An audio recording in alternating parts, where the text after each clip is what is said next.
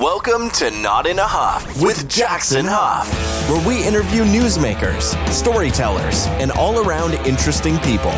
Sit back, relax, unless you're driving, and enjoy the show.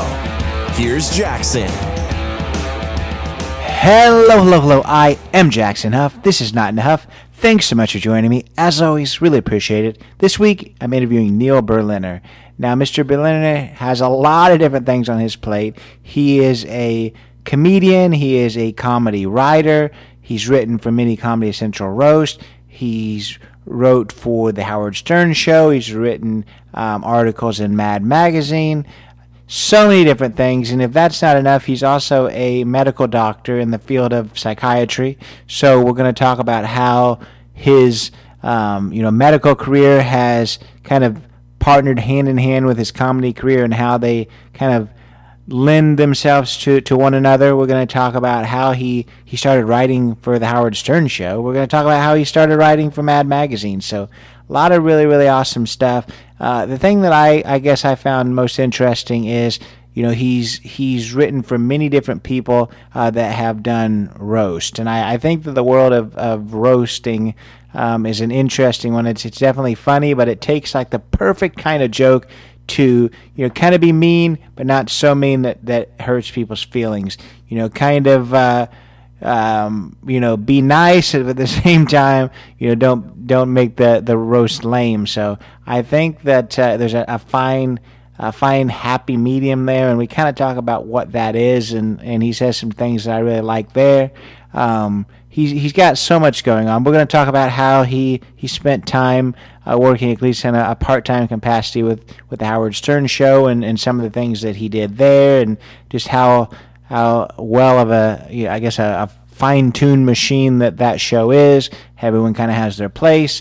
We're going to talk about what makes a good joke and kind of what comedians do wrong a lot of times when they're first getting started. He's going to talk about some other things that he has going on right now. One being that he wrote a short movie on YouTube with an impressionist named Jason Scoop. That's a very talented individual. He wrote a movie with him called Comedian President that is available on YouTube that you can watch.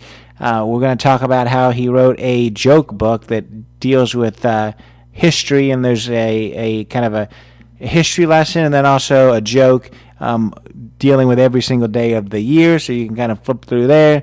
A lot of really awesome stuff we're going to talk about today. Just the world of comedy, something he's been involved in at the highest level for a good little while. So I think you're going to really enjoy this one. Here is Neil Berliner.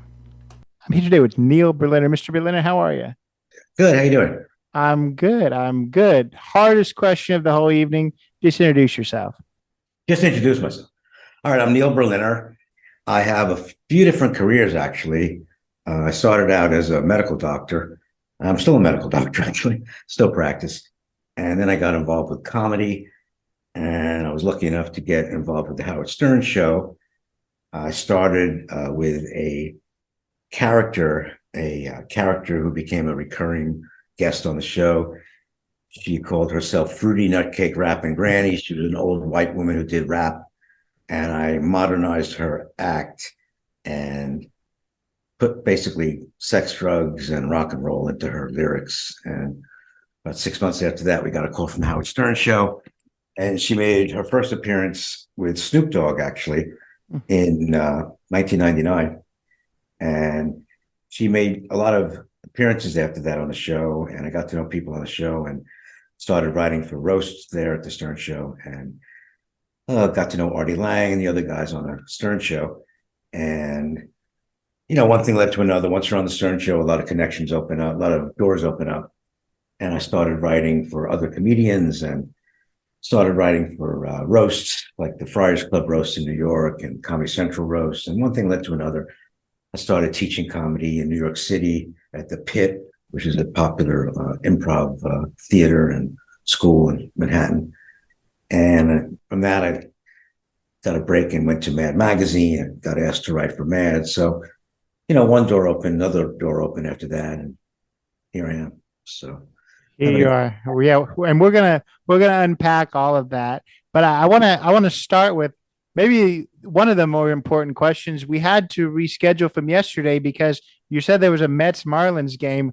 I didn't. I saw the Mets playing yesterday, but I didn't see him playing the Marlins. So, No, it was a well, Dodgers Marlin game actually. I got you. I Yeah, got I you. was wrong. Yeah, it was a Dodgers Marlin game. Did I believe you're in New York, so I'm assuming you're rooting for the Mets. Is that right? I'm a Met fan, but I live in Florida now. I actually run a clinic from my house Hmm. in Florida, in Brooklyn. It's a Brooklyn mental health center. So I'm the medical director there, but I'm able to do it from my home now in Florida. I used to travel to New York every week from Florida. I'm a New Yorker originally, but Hmm. we moved to Florida about 18 years ago. Hmm. And I used to travel to New York every Monday to Wednesday. And I would do my medicine up there and do comedy stuff at night and appear on shows and write for people. And then I'd fly back home Wednesday night to Florida. But since COVID, I'm able to do everything from Florida. So I don't even have to travel to New York. I only travel to New York when I have to for family stuff and comedy events, things like that.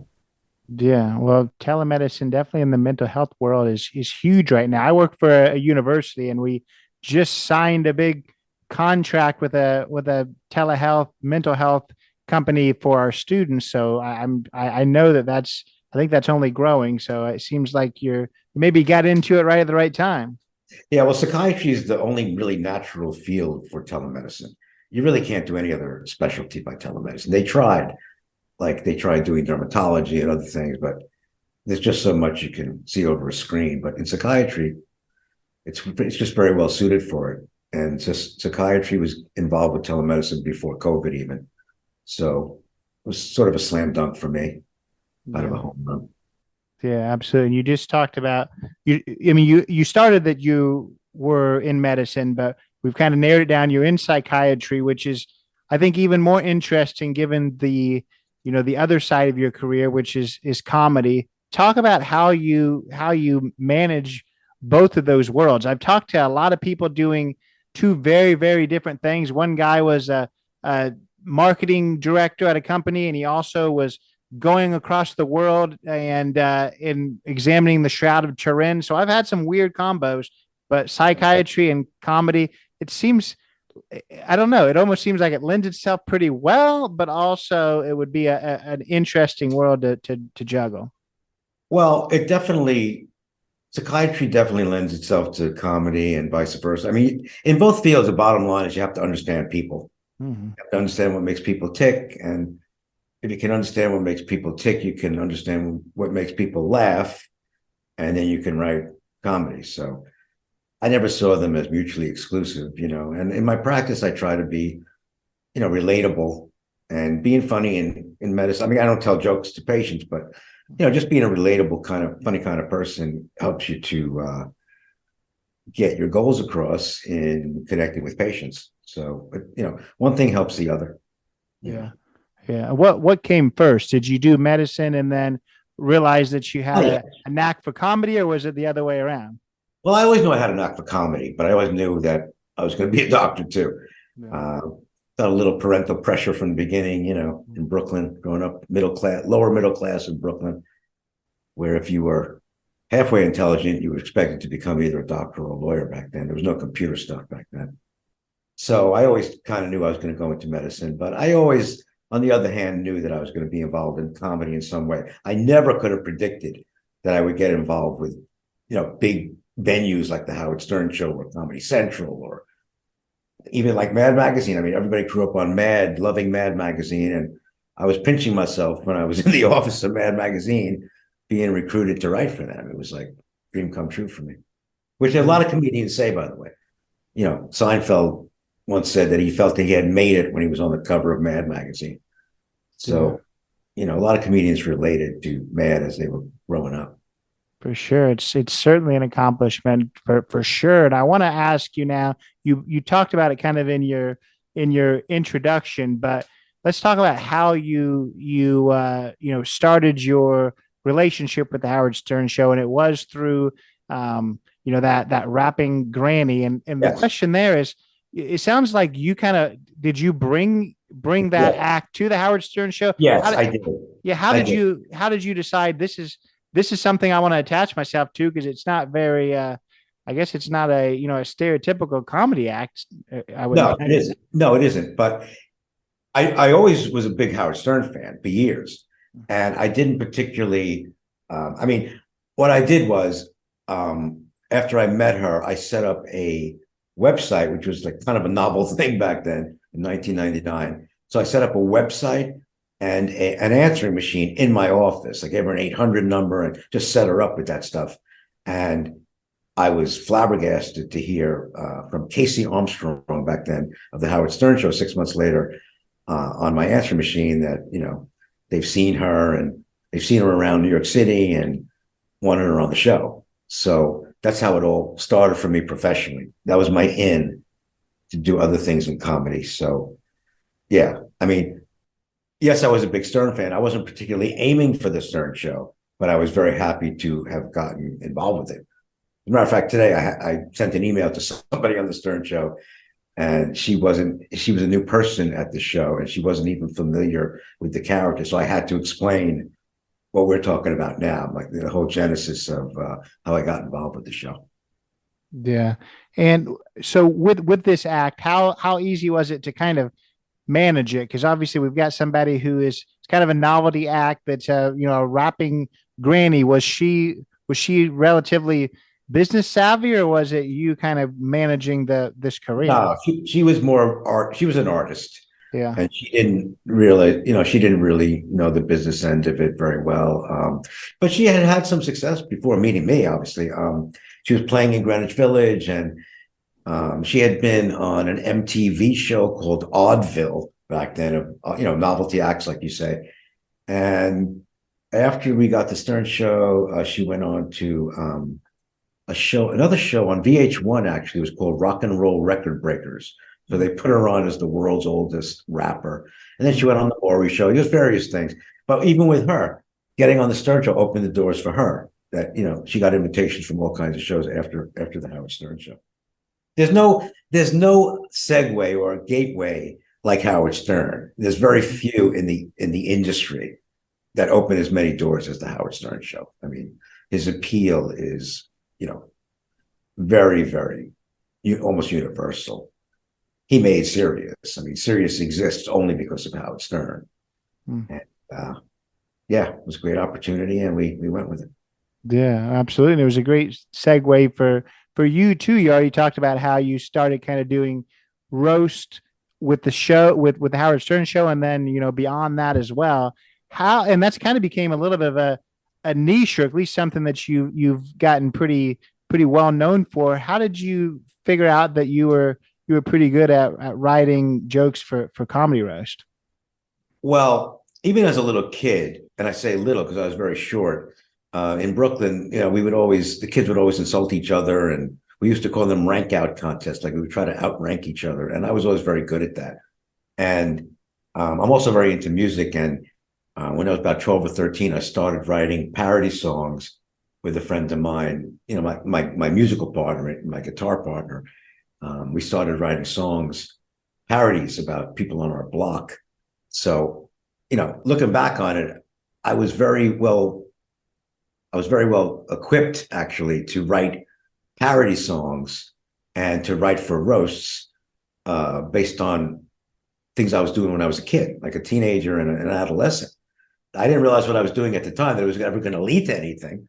But now that I look back on it, I think my roast writing skills were honed from very, very young on, from when I was in junior high school.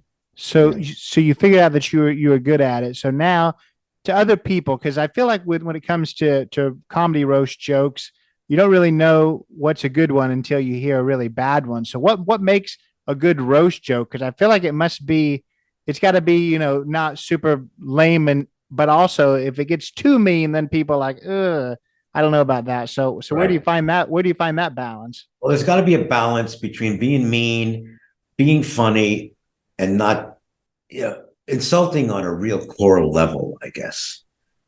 It's hard to explain. Well, you see, the people we roast are people that we like in the first place. We have some kind of connection to them. Like, I've done roasts for like William Shatner, for instance. I was involved with the Comedy Central William Shatner roast and the Flavor Flav roast. So they're kind of they're kind of icons, but the icons that we kind of make fun of as well. You know, Mm-hmm. if we really hate a person, it's in a way it's harder to roast that person. Although Donald Trump has been roasted, and a lot of people hate him. So the answer to your question is I'm just babbling, and I can't give you a good answer right now. But you know, like I was friends with Greg Giraldo. He was the best roast writer. You know, all the comedians acknowledged that he was the best at roast writing, and you know, he was mean, but he was also, you have to be clever. I guess cleverness is the key to it. It's got to be mean but clever. Mm-hmm. Yeah, And I at hear one of you. actually at one of the roasts, I won't say who did this joke, but one of the guys from Jackass died, I think, and I forgot who it was, but Johnny Knoxville was on one of the roasts, and a comedian said to him, "Well, you know, it should have been you," and that was her whole apparent joke. So it wasn't even a joke, and Mm-hmm. everybody didn't like that at all, you know. So it's got to be funny, clever, not too mean, I guess, and novel. You got to show people. The whole thing with writing jokes is that you have to show people something new. Mm-hmm. You have to show them a common situation in a new way. And, you know, the perfect example of somebody does that best is Seinfeld. Like he'll take it, you know, an everyday nothing situation and, you know, dissect it and make it funny. So I guess that applies to, you know, a lot of kind of jokes, including roast jokes. Right, right. Yeah, and I feel like sometimes with roast, the other, the balance too is definitely when you come to like a Comedy Central roast or a roast on, Howard Stern, sometimes you do get people that I think are just trying to shock people. It's a long way away from, the old Dean Martin roast that Right. were just kind of, pretty jovial. So I sometimes they get a little bit wild, but I don't know. Right. I just wonder how you balance it, but I think it's just a matter of I like what you said when you said that you have to like the person because I think that goes a long way. And there's a lot of difference between that jovial, making fun of somebody and just trying to be mean. So I get you. Exactly. Yeah, Right. Right. yeah. So talk about we talked about how big of a deal Howard Stern is and how he makes and breaks careers. I want you to talk about a little bit more about your experience in working, with him in the extent that you did. Well, you know, I didn't really directly work with Howard, I would say. I mean, there are various projects on the show, like song parodies, roasts, phony phone calls, all kinds of different things, different people working on the show. The show is very, it's very organized. Um, it's 4 hours. It used to be 4 hours, 5 days a week. So to come up with 20 hours of content every week, you need a lot of organization. It may seem easy when the audience listens to the show, how it's just talking, blah, blah, blah. But it's not, I wouldn't say it's scripted, but it's very well organized in a lot of ways. So there are different people working on different things. If you're familiar with the show, different people are stronger at certain things than other things. Like, for instance, Sal and Richard have their phony phone calls that they're very masterful at. And, Fred Norris is a master of getting the right sound effect immediately on the soundboard.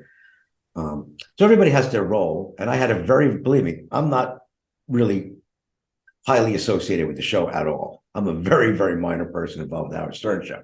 Mm-hmm. I mean, Howard Stern did a lot more for me than I'll ever do for the Howard Stern show.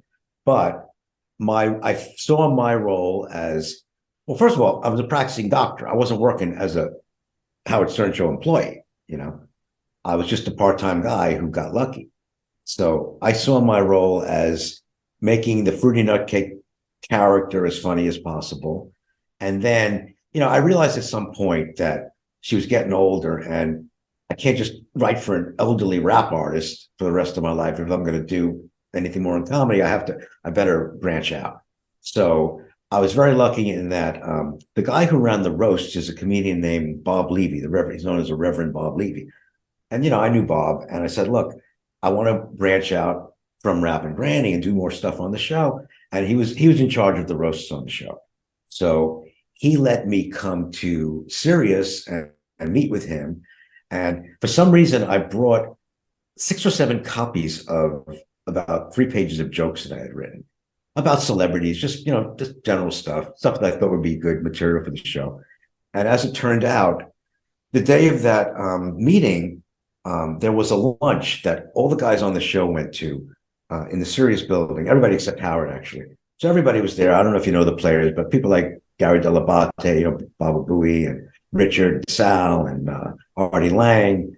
So all those guys were there at this lunch. And at the end of the lunch, I had all these copies of my jokes. So I figured, what the hell, this is my chance. I said, guys, you know me from Rapping Granny, but I want to pass these jokes out and maybe go through them, And if you like them, I'd like you to use me for more stuff on the show. And if they are no good, then you'll never see me again. And it turned out that Artie Lang really liked a lot of my stuff that day. And, he kind of took me under his wing at the show. So that led to me doing roasts like his roast on the show, Artie's roast, and Andy Dick's roast, and Gary Dell'Abate's roast, Andy Dick's roast, did I say? Yeah. And Ronnie the limo driver did his roast. So, I wrote for all those roasts, and then that led to Comedy Central. So as I said, one door, opened another. But that was a big day for me, that the fact that Bob Levy let me meet with him. And then it turned out that lunch was very fortuitous for me because everybody from the show was there and they got to hear my stuff, and it, went over pretty well. That's how that evolved. Yeah. So what's it look like to write for roast the way that you did? And the reason I asked that, because I've talked to actually two different writers from the Tonight Show, one with Jimmy Fallon, one back with Jay Leno. And, they were kind of guided where, hey, send in jokes about XYZ, send in the jokes that you have about, this celebrity. When It came to the roast, do they just let you go loose and send in whatever you want? Or were they saying, we want to joke about, this? No. The way I approached it was this. I knew who was going to be roasted. I also knew who was going to be on the dais. Mm-hmm. So I just wrote jokes about everybody. Mm-hmm. And, because everybody roasts everybody on a roast anyway. Right. So I just wrote material that anybody on the dais could use.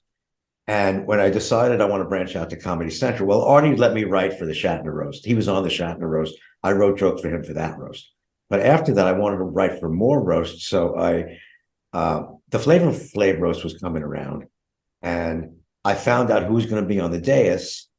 And I don't want to say who I wrote for, but I found out that somebody who had never been on a comedy roast was going to be on that roast. So I contacted that person through management and said, look, I have experience, blah, blah, blah, experience.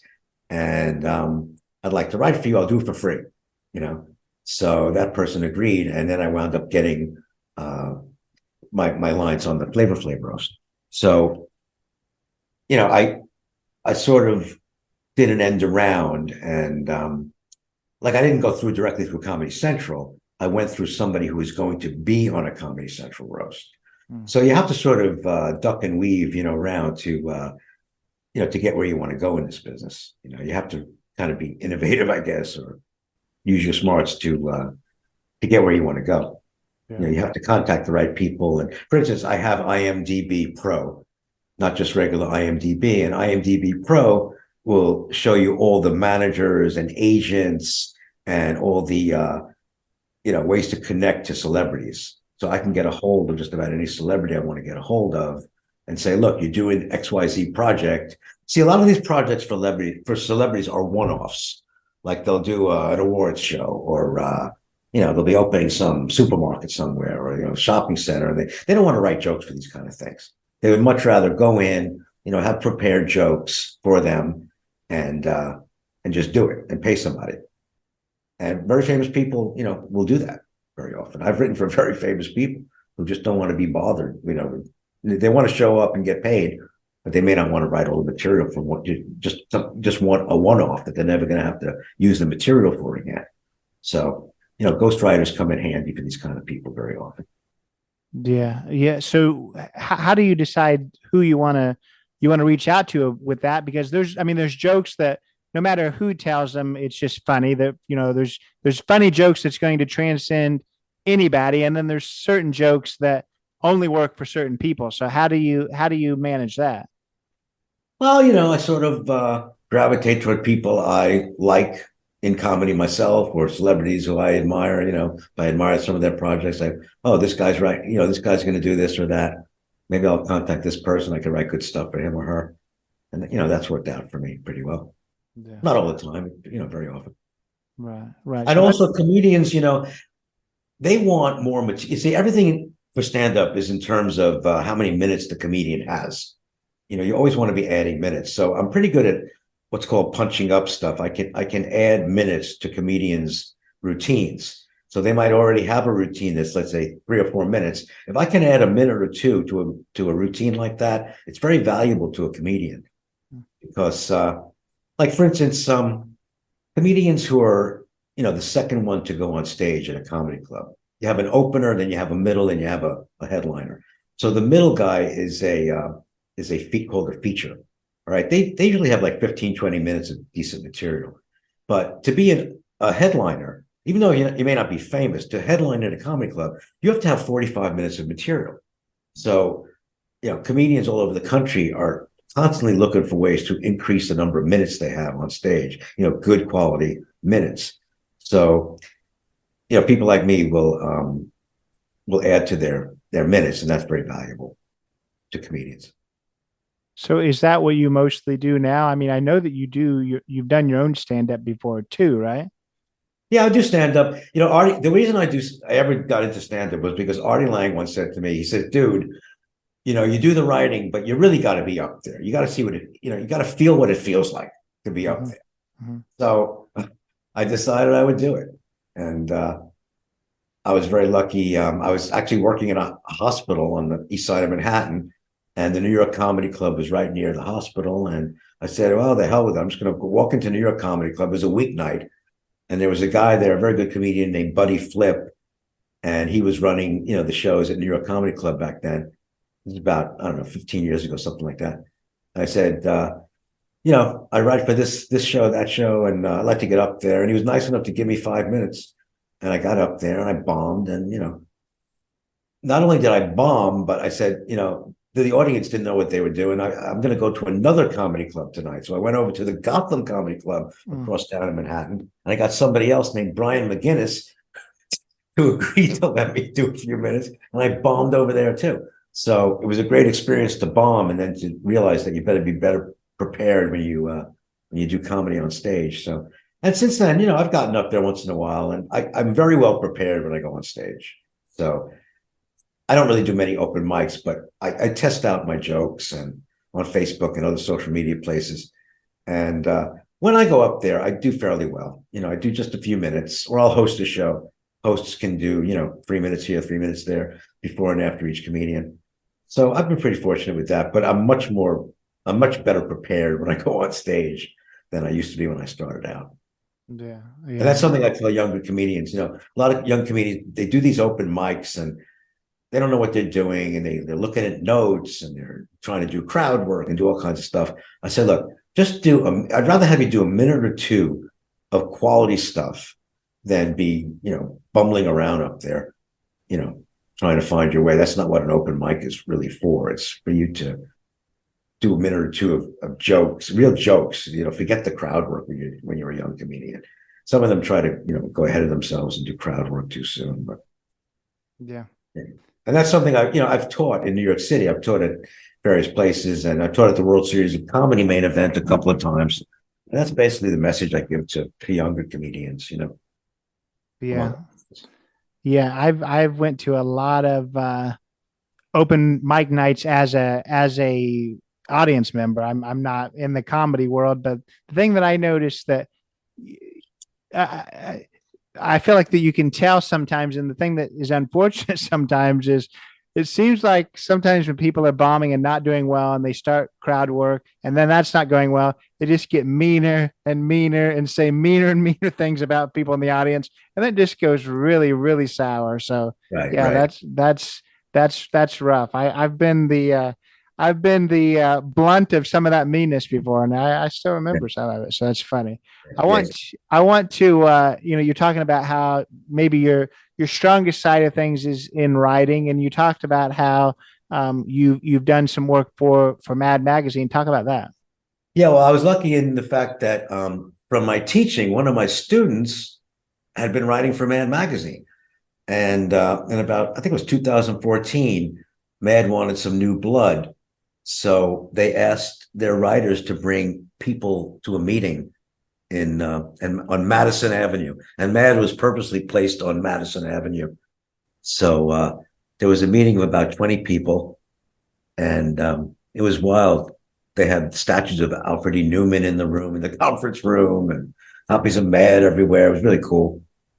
It was really like one of my best days in comedy, I think, to be invited to Mad. And so they had this meeting where they had all these rules about if you're going to write for Mad, here's what you can do, here's what you can't do. Like they didn't want anything on Alfred E. Newman. That was all covered. See, Mad is another very well-organized place. It's very difficult to get things into Mad Magazine because they have, X number of pages, very limited. A lot of things are set, like they have that, fold out cover in the back, and the Spy versus Spy. There are various things that are set, so there are not too many pages that are open for new things. So they give us all these rules and stipulations and regulations and everything. And I really wanted to get something into Mad Magazine. I really, really tried very hard, and I was very lucky in that. Actually, the editor told me that I was the first one from that group that got something into Mad. It was just like one little silly joke or something, but it got in.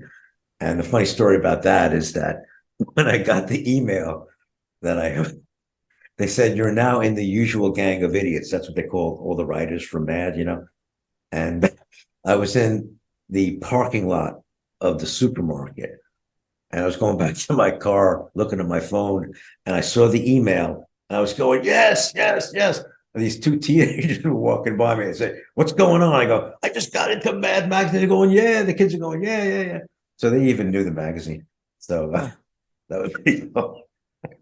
That's awesome. That obviously is very exciting. I love that.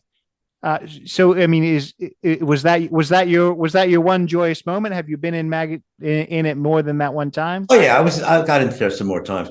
And another cool thing to me about being in Mad is that there's a list of all the contributors to Mad. I think there are about 1,000 some odd people who've contributed to Mad Magazine over the years since like 1955. And I was always a big fan of a guy named Dave Berg when I was a kid. He had this thing called Dave Berg Looks at the USA, and he would do the jokes, and he'd do the cartoons and everything. And they, again, observational stuff, things that happened to people. And it was really funny. I really loved his stuff. And when I saw the list of contributors to Mad, I went straight to my name, right, to see that I was definitely in there, Mm-hmm. But right above me was Dave Berg, because his name is Berg, my name is Berl. So I thought it was super cool that I'm right near my idol, Dave Berg, So that I got a kick out of that, actually. That's got to be special. That's awesome for sure. Good, in good company. I love that. And I want you now to kind of talk about you've already mentioned how you help people, add minutes to their sets, how you have taught classes. What made you want to do that particular thing? Because I don't think all comedians want to do that. They don't want to necessarily, not that they don't want to share their craft, but they're definitely not teaching everyone else to maybe do better than them. So what made you decide you wanted to be somebody who teaches the craft? Well, I like the skill of writing. I think that's what gives me the most enjoyment in comedy. It's sort of like, some people do crossword puzzles, some people do that Wordle or whatever they do. And I was never into those things, but I always considered like getting the joke right, like solving a puzzle. So I really enjoy, getting the joke right. And I've heard many famous comedians talking about this, again, particularly Seinfeld, to him, like, I know that to him, joke writing, and I've met him several times, and I know that to Jerry Seinfeld, his greatest pleasure in life is getting the joke right. I know that. He said that, and I can tell just by me observing him. It's just like, you feel like, yeah, I got it, It's like I solved the big mystery.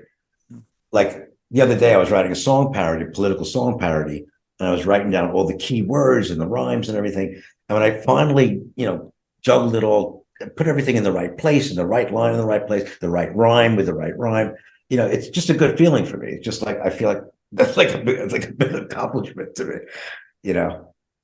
So what was the question? I forgot the question. The question was just why Oh, why you do I have a teach? passion Okay. for teaching? Yeah. Oh, yes. Okay. Then the thing is also this: most comedians, they want to just be comedians. They want to take their comedy to the highest level and be comedians and tour all over the country and maybe get a sitcom and become millionaires. Now, I knew that my life was not going to go that way. I was a doctor. I had kids. I wasn't going to. I traveled actually for years. I traveled as a pharmaceutical speaker. I was actually the number one speaker in the country for Glaxo for the medication Wellbutrin. So I went on like a speaking tour for a few years, and it was awesome. They treat you like a celebrity. They put you in the best hotels. You get a limo, and you speak in the best restaurants and stuff. But I knew I was never going to do that as a comedian, because it's just not how my life was organized. So I decided that the best thing for me would be to, align with comedians and write for them. And since like I just said, I get a big kick out of the writing anyway, I figured that would be my involvement in comedy. And that's what I've done. As I said, I get on stage once in a while, and it's fun to do that. But I know I'm not truly, a comedian. That's not really my role in all this. My role is much more as a writer. And I've gotten, good feedback. So I know I can write and get my stuff in places that I never thought I would get them in, So that's been fine for me. It's been a good balance for me to do that, to teach and write, get on stage once in a while. So it's been fun for me in that way. Yeah, I love that. You mentioned that you've got kids. You said you've got a wife in the other room watching her shows. Do they think you're funny? Well, good question. They think I'm funny, but the bottom line is any comedian will tell you that their family, is not going to be cracking up over everything they say. And, it just doesn't work that way. Both of my kids, my family's very accomplished. I have one kid at MIT, he went to MIT, another kid was at Google, and my wife's, very high up computer executive. So I tell people that, and it's true, I'm a medical doctor and I'm the least intelligent person in my family. And it's definitely true. But do they find me funny? Yeah, they find me funny. I mean, they're very good critics of my stuff. So they're able to show me why this joke is no good or that joke needs some tweaking. And they're usually right. So they do have good, they don't create humor necessarily, but they all have very good senses of humor. They appreciate humor, and they can really dissect what I do and make it better. So I think that's important. That's awesome to have, and I think it's awesome too to have a family that you've created that is all smarter than you. That's not a bad thing at all. So not bad, right? I love it. Yeah.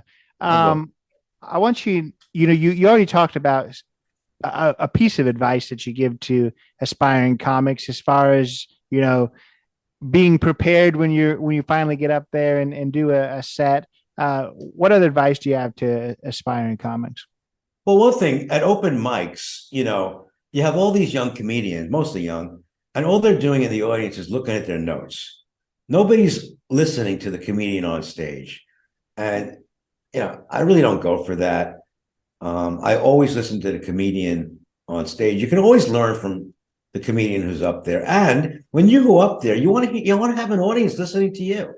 So what's the point of not being an audience when you're sitting there, So I tell comics that, when you're sitting there, you should be prepared already. You shouldn't have to be looking at your phone at the jokes that you're going to do up there for the 2 minutes you're up there. You should have 2 minutes ready. And this way, you sit there, you can listen to the other people, you can give feedback, you can laugh, if you like the jokes. And that way you'll also get feedback when you get up there. So I think young comedians need to really hear that message, that they have to participate. An open mic doesn't mean just you getting up there. It means being an audience member as well. so that that everybody can get the benefit of the whole open mic experience. Or else, what benefit is there from doing an open mic? You might as well just sit in your bathroom and, talk to your mirror if you're not going to get any feedback from the audience, right? Yeah. No, I think that's really awesome. And I want to get to the next stage of your writing, and that is that you wrote a history joke book. What's this all about? Oh, yeah. Yeah. Well, yeah. At the beginning of 2022, a friend of mine, his name is Joey Novick. He's a comedian and he's a lawyer, an entertainment lawyer. And we went to the same high school. We were in the same high school class, but we didn't know each other. There were 1,007 people in our graduating class in Brooklyn. And by the way, our high school is Sheepshead Bay High School in Brooklyn. And we did a Zoom show during COVID. And I called it the funniest high school in America show. And the proof of that is that among our alumni are Larry David and Elaine Boozler, if you remember her. She's she's listed as one of the top 100 stand-up comedians of all time on just about every list that they do. So Larry David, Elaine Boozler, Michelle Ballin, who was on Last Comic Standing, very good comedian, friend of mine. So we've had a lot. I'll name the others. I'll name some others. I'll probably leave somebody out. But Robin Siegel Lakin, she was an alumnus in my year in '73, and she also went on to become a medical doctor. She was in the film Saturday Night Fever as a dancer. Then she went on to become an actress and comedian. So she's gone full circle with medicine and into comedy again. And who else? Jim Williams. Fred Stoller. I don't know if you know who Fred Stoller is, but if you saw his face, you would know who he is. He's a character actor. He's been on Seinfeld and many, many other shows. He's very, very, very well known. But anyway, these are people who went to my high school. And so we did this Zoom show called Funniest High School in America. And again, I'm sorry, I've forgotten the question. I'm kind of tired. What was the question? The question was you just tell me about your history joke book. Oh, that's right. Okay, back to the joke book. I'm sorry. So Joey Novick contacted me, said, I have an idea for a joke book. I go, all right. He said, let's take things in history and make jokes about them. So I said, all right. So what we decided to do was we went from January 1st to December 31st, every day of the year. So we would write 366 jokes if you include February 29th. And we would write a joke about some event in history, but we'd make it like a modern joke about something that happened in the past. So I called up my friend Mike Morse from the Stern Show and the Tonight Show. He's a great joke writer, great comedian. He's up in New Jersey. And my other friend, Ron Bo Phillips, a really good comedian in San Francisco. And the four of us, for a year, we took the whole year on the calendar and we divided it up into 3 months each. And we would write 3 or 4 jokes each on each date of the year. So we wound up with about 1,200 jokes. And I was the editor of the book, so I decided which joke would go into the book. So we had a joke for every day of the year. And it debuted on Amazon in January. And it became the #1 new joke book on Amazon by the end of January. So, so that was a fun project for us. Fun project. So did it allow people just to read a new joke every day? Did the joke correspond with an event from that day of the year? I guess I'm trying to figure that out. Well, people would read the book. People would pick up the book and look for their birthday or anniversary. That's how they would read. And then a lot of people have said to us that it's a great bathroom book because you can pick it up at any point and just read a few jokes. And we even got emails from history teachers who said, this is a great way to teach history. Because, history, I never liked history as a kid at all. So I can't even believe I got involved with a history joke book. I found history very boring. I was a math science guy. And I found, memorizing all the dates and the wars and the generals and all that stuff, was kind of annoying to me. So I hated history. But the history that we use is not only like generals and wars and stuff like that. We would do things like, on December 1st, 1921, the first commercial flight was from New York to Boston. That was the first commercial airline flight or something. So we had all kinds of interesting things in history, like science and technology and sports and celebrities and stuff like that. And we would do jokes on those things as well as, pure, history, like you would learn in school. So, Gotcha. so that's that joke book. I gotcha. Anything? I know that you're getting tired. I don't want to keep you too much No, longer. no, So, no. I'm up for this now. No, I got my second win now. okay. So I want you just to kind of, in closing that joke book, what you had some help. That's always that can be a good thing. It can be a bad thing. Given more ideas mean more things you got to sift through. So what were the easiest and hardest parts of putting this whole thing together? It sounds like you're the one that was tasked with that.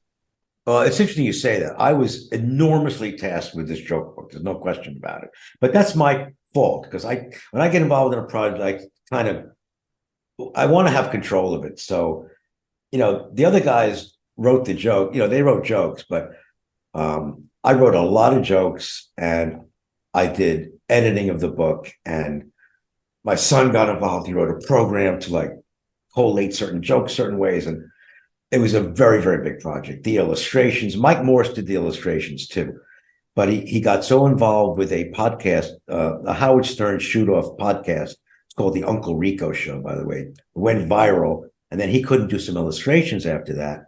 And so we were halfway through the book, and I got stuck with finding another illustrator for the book. And it's a really weird story because we couldn't find an illustrator. And I went on this website called Fiverr. I don't know if you're familiar with that, but you get things for $5. Or anyway, you used to be able to get things for $5. Now they charge in multiples of $5.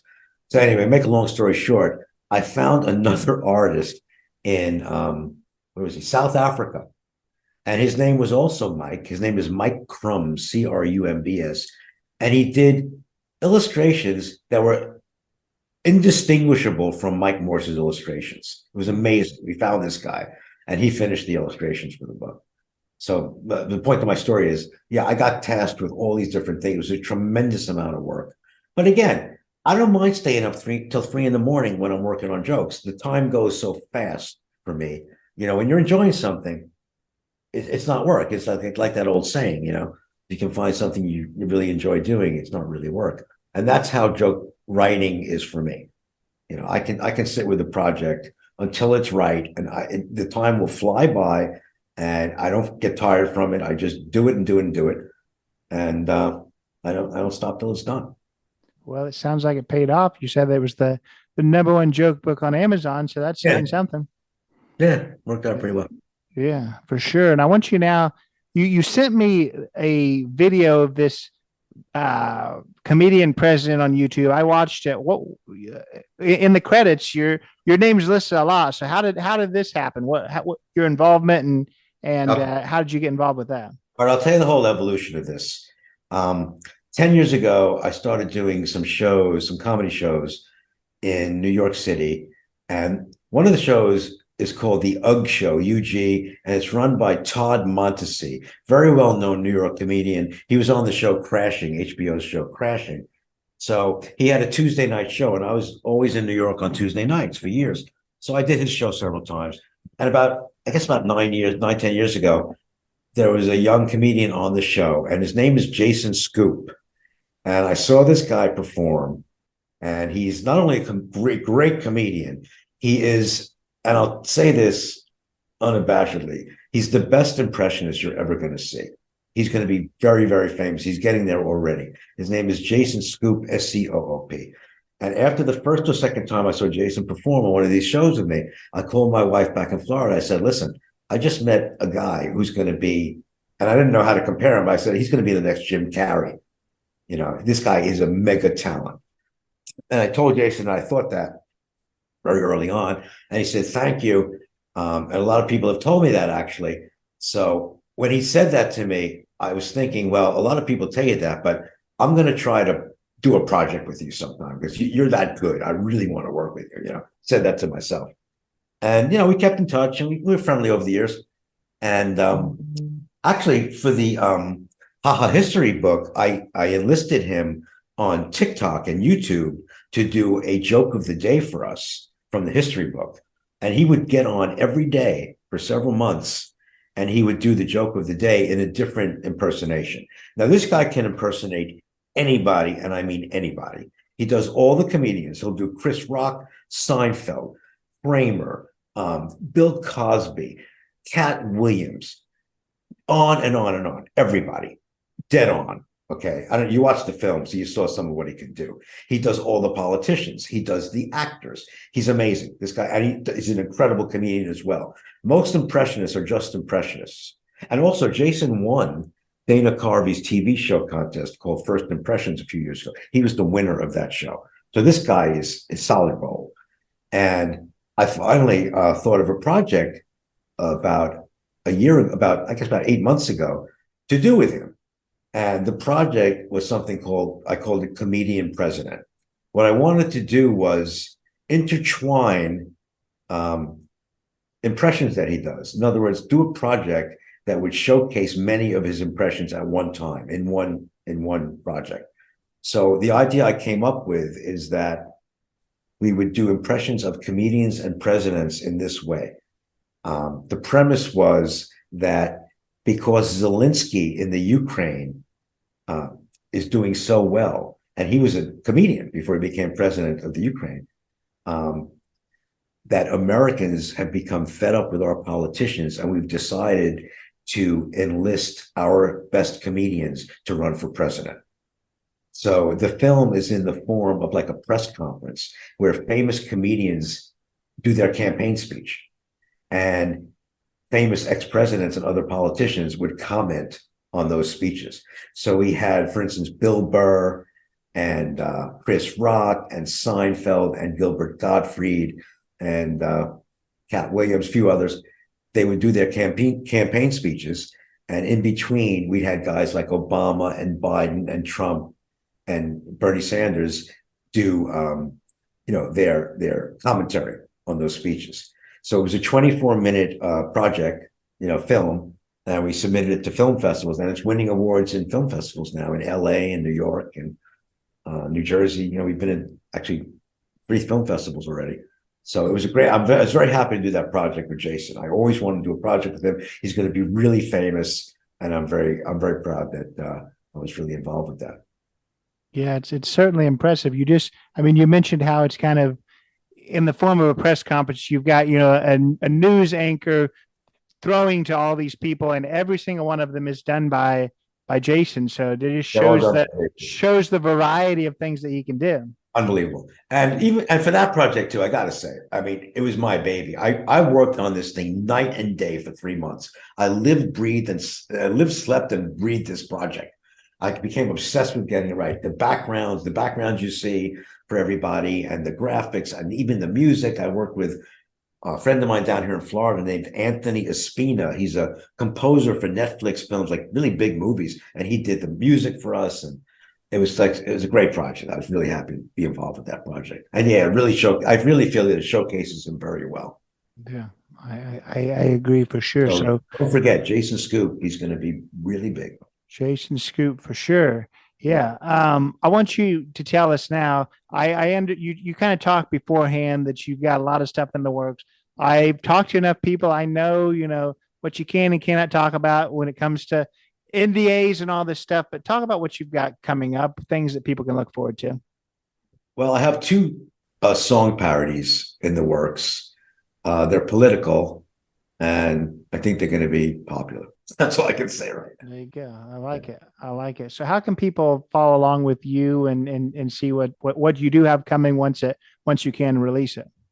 Well, I'm on Facebook, and I friend people on Facebook. I put stuff out on Facebook. I'm a big believer in putting your stuff out there. A lot of people are afraid to put jokes out there, but most of the jokes I do are, they're political. They're throwaways, basically. They're monologue type jokes, and they don't have a long shelf life. So I have no problem putting material, on the internet. The good comedians, they don't have a problem with that. Like guys like Jim Gaffigan and Bill Burr, the top guys, they put their stuff out. They're not afraid to, because they know they have talent. And they can keep coming up with stuff. So some people are guarded. They don't want to put anything on the internet. But I'm totally the opposite of that, and that's helped me also, because I've gotten opportunities from people in the business, just from them having seen my stuff on Facebook, jokes on Facebook. I got a call from a famous guy who said, well, I'll mention, Eddie Brill he was the comedy director for the David Letterman show for 17 years. And I became friendly with Eddie. And he saw my stuff on Facebook, and he would send comedians to me and other people to write jokes for them. I was in Paris one time with my family on vacation, and a top sports commentator, called me. I couldn't believe it because he has a very famous call-in show. Everybody calls him. So I'm in Paris, and he calls me. He says, "Yeah, the guy on Letterman said you could write roast stuff for me. I'm going to be the MC of a roast for an NBA ref that's retiring." So I said, "No problem." I went back to my hotel room. Like in an hour, I banged it out. But my point here is that just by putting my jokes on Facebook, I got an opportunity like that. So I think it's important to market yourself that way. And, the younger comedians, they understand social media. A big part of the comedian's day these days is, making videos and getting on social media and all that stuff. It's as important as having good material. It's as important as being funny. You could be the funniest person in the world. If you're not adept at social media or hire somebody who is, then, it's hard to get anywhere these days. So it's a very important aspect of the business right now. All right. So people wanting to follow along with you, Facebook's the best place. Yeah. Also, my website is neilberlinercomedy.com.